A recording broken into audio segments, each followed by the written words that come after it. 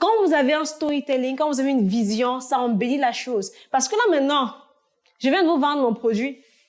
Ce qui fait en sorte que même tout à l'heure, quand je vais arrêter, quelqu'un me fasse un message pour me dire que, gars, tes parfums, là, on prend ça où? Après, je vous dis que, bon, vous savez, vous avez ma gosse sur le marché, alors. Pourtant, je les vends déjà. On me donne l'argent. Et ce que je fais, c'est que je ne vends pas le produit final.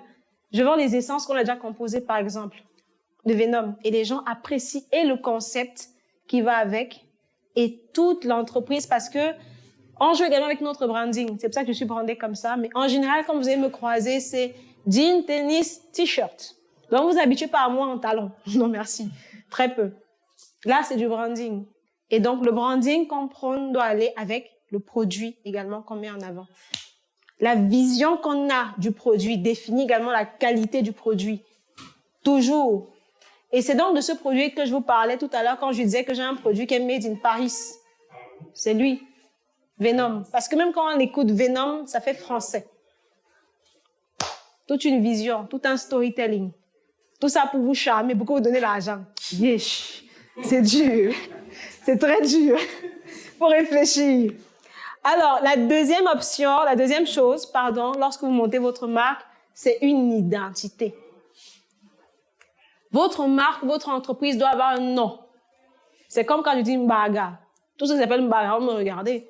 Il faudrait qu'on ait un nom qui puisse identifier l'entreprise. Moi, ici, le nom, par exemple, j'ai choisi Eben et Bio, j'ai choisi Venom, c'est un nom que j'ai choisi. Et le nom ne se choisit pas au hasard. Parce qu'on dit, ça sonne bien. Si ça sonne bien, trouve le moyen d'expliquer le nom là en termes communicationnels chez nous, marketing. Sinon, ça ne passe pas. Tu me dis que ton village s'appelait Maya et que c'est pour ça que tu as mis Maya. Il va te dire que bon, chez nous en communication Maya, ça sonne seulement bien. Par rapport à ce que tu vends, qu'est-ce qu'il faut faire d'autre? Donc peut-être c'est un avantage d'avoir fait communication. Ça me donne une large vue sur tout ce qu'il faut faire, mais même l'identité du produit. Identité, que ce soit à partir du nom, que ce soit également l'identité visuelle. On ne choisit pas une couleur pour un produit juste pour choisir. Je prends un exemple. Est-ce que vous avez déjà vu un lait de toilette qui est noir? Un lait de toilette qui est noir? Non, pas la bouteille. Le lait de toilette même d'abord noir. Si vous voyez, ça fait peur. Vous imaginez un lait de toilette qui est noir. Vous imaginez ça fait peur, n'est-ce pas? Vous savez pourquoi? Parce que la première des choses, c'est que quand on dit même lait de toilette, le lait est blanc. À la base, quand on voit le lait, c'est qu'il est blanc. C'est la première connotation qui passe dans le cerveau. Du coup, le jour où quelqu'un fait un lait même qui est un peu rosé, on va dire, bon, c'est un peu rosé, ça va, on peut le faire. Mais si c'est noir, il y a problème. Direct. Les connotations passent dans tous les sens. Tout le marketing, l'identité du produit passe également par là. C'est-à-dire qu'il y a des noms même qu'on n'utilise pas en cosmétique. Il y a des couleurs qui ne s'utilisent pas en cosmétique. Le noir, par exemple, ne s'utilise pas en cosmétique de n'importe quelle façon. Le noir doit être un indice en cosmétique pour accompagner. Et lorsque j'aimerais faire un produit cosmétique qui utilise par exemple du noir, ce qu'il faut faire, c'est trouver le moyen de faire danser la balance. On lui donne maintenant une autre connotation. On va le faire généralement pour mettre un produit de luxe. Si vous remarquez généralement, les produits qui sont dans les flacons noirs ou bien qui ont une identité visuelle colorielle noire sont attribués comme étant des produits de luxe. Parce que le noir peut être associé à l'or. Directement.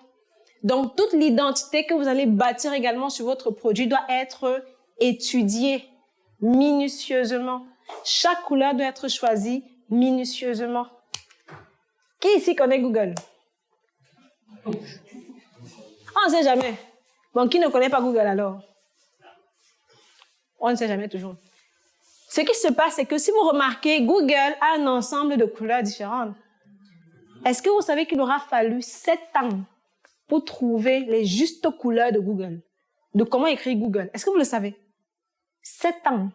Pour dire que le G majuscule là ne doit pas commencer en jaune, mais doit commencer en bleu. Et même la teinte de bleu de ce G là a été étudiée. Et il a fallu 7 ans. Même la police, 7 ans pour mettre sur pied cette identité là. Parce qu'on est d'accord. Maintenant, vous pouvez essayer de mettre votre nom, hein. Mbaga Emily Cosmétique. C'est un choix. Comme tout le monde le fait là maintenant. Chacun prend son prénom. Bagal Cosmetics. Donc, tu prends ton nom, tu mets cosmétiques à la fin. Parce que cosmétiques, c'est plus joli. Sauf qu'il faut éviter de vulgariser certaines choses. Il faut éviter de faire comme tout le monde. Je vous l'annonce officiellement. Je travaille avec une amie. Bon, je l'aide beaucoup plus à monter sa marque de Johnson, si on peut dire. C'est mon amie. Je peux seulement l'encourager dans ce qu'elle fait.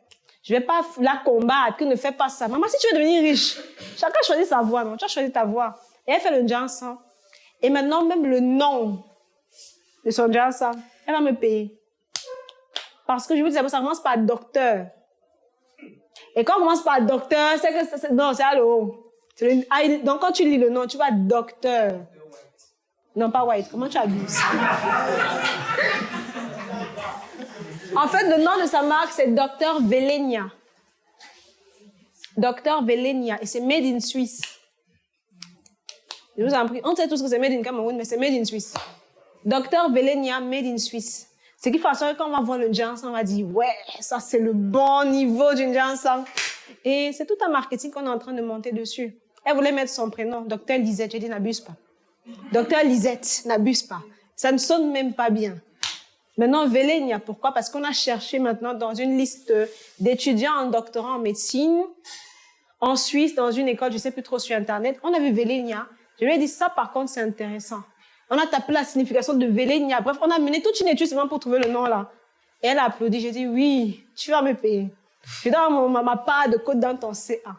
Donc, il est important de bâtir une vision et de trouver une identité pour votre produit. L'identité passe par le nom, passe par les couleurs de votre produit. Quand on parle de Coca-Cola, quelles sont les couleurs qui vous viennent à l'esprit? Le rouge, le blanc et le noir. Toujours. Quand je fais le symbole juste, vous pensez à quoi? Nike. C'est ça une identité. Il faudrait que votre identité vous représente de façon à ce que même sur le long terme, on n'ait pas besoin de trop expliquer pour penser à vous. Il faudrait que quand je vienne là, il n'y a même pas de logo. Quand je viens, dès que je vois déjà Startup Food, je sais que c'est un produit de la startup. C'est pour ça que la plupart des entreprises de la startup commencent par startup. C'est une identité qu'on s'est créée. Donc, quand vous allez décider de créer votre marque ou votre entreprise, créez également une identité qui vous suivra sur le long terme. On est ensemble? On est ensemble. D'accord. Par la suite, une phase très importante, le choix du produit. C'est la partie que j'aime le plus. On ne lance pas un produit cosmétique par suivisme. Parce que l'autre a lancé le savon, je vais me lever également et je vais faire du savon. Non. Il faut arrêter. Je vous donne la stratégie. Quand vous lancez un produit en cosmétique, soit vous faites dans des produits de masse, c'est-à-dire que tout le monde fait et vous venez juste prendre votre part de marché à l'intérieur, soit vous faites dans des produits qui résolvent des problèmes précis. Bon, qui connaît un problème de peau qui est assez récurrent chez tout le monde? Qui connaît? Oui? L'acné. Voilà un problème. Vous pouvez dire que vous décidez de mettre sur pied un produit qui va venir combattre l'acné. C'est un positionnement stratégique. Vous décidez de faire peut-être soit un savon, soit une crème, ça dépend de vous, mais choisissez un segment de marché qui vous sera propre. Si vous ne voulez pas choisir un segment de marché qui vous sera propre, vous partez dans les produits de masse. Faites des savons Macabo. Ça donne. Qui ne fait pas de publicité, qui n'a pas besoin de beaucoup de matériel. Même à la maison, dans une bassine, on tourne avec un moule, on découpe, on met. Le savon Macabo est facile. C'est l'avantage. Donc, c'est un choix. Le choix du produit doit être stratégique en fonction du positionnement que vous souhaitez avoir. Également, si vous ne souhaitez pas être dans les produits de masse ou bien résoudre un problème, vous pouvez prendre un autre positionnement, les produits de luxe dont je parlais dernièrement, où on vend la bouteille d'huile à 30 000 francs. Il vaut mieux avoir 20 personnes qui vous font 80% de votre chiffre d'affaires que 80 qui vous font 20% de votre chiffre d'affaires. Les produits de luxe. Où vous savez que quand vous allez mettre 30 000 là, c'est parce que vous avez le réseau. Parce qu'en même temps, il faut savoir sur quoi on s'appuie quand on met 30 000. C'est pas seulement parce qu'on dit que c'est un produit de luxe. Il faut trouver le réseau où va se vendre ce produit. Est-ce qu'on est ensemble? Donc, vous avez 3 possibilités quand il s'agit du choix de produit. Soit vous positionnez votre produit en fonction de ce qu'il résout un problème, soit vous statuez sur le fait que vous allez sur un positionnement de luxe, ou alors vous faites des produits de masse. Vous essayez de faire des laits de toilette faits à base d'eau, de paraffine, de conservateur, qu'on peut vendre à 1000 francs, que tout le monde va acheter. La vie, c'est un choix. On est d'accord? Toujours dans ce segment même, vous pouvez décider de ne pas vendre un produit. Vous pouvez vendre, par exemple, les packages. Voilà un autre problème. On parlait tout à l'heure des intrants, mais voilà un problème encore plus important qu'il faut résoudre. Les packages, c'est-à-dire les boîtes.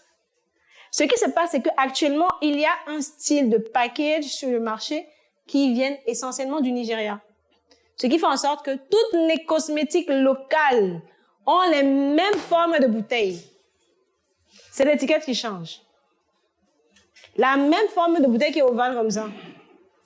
La même. J'utilise ça moi-même, non? Donc, je peux dire quoi. Et le problème, c'est que ces bouteilles-là coûtent environ 500 francs. Négociable à 400 francs avec le bec ou le bouchon, ça dépend de vous. Mais voilà notre problème. Où vous pouvez venir? On a des membres de la start-up, notamment Laura Sen, qui a dit qu'elle, son positionnement, c'est seulement sur les emballages. Elle ne veut que ça. Et ça donne l'argent. Je vais poser une question. Oui. Pourquoi la forme de la bouteille comme ça par rapport à la forme de la femme? C'est nous qui avons choisi, papa. C'est le Nigeria qui nous impose. Donc, ils ont pris leur bouteille, ils ont modélisé, ils nous vendent. Nous, comme on ne produit pas localement, tu vas leur dire quoi? Surtout que tu ne prends que 100 bouteilles. Tu es obligé. Et maintenant, quand vous allez vouloir prendre des bouteilles qui sont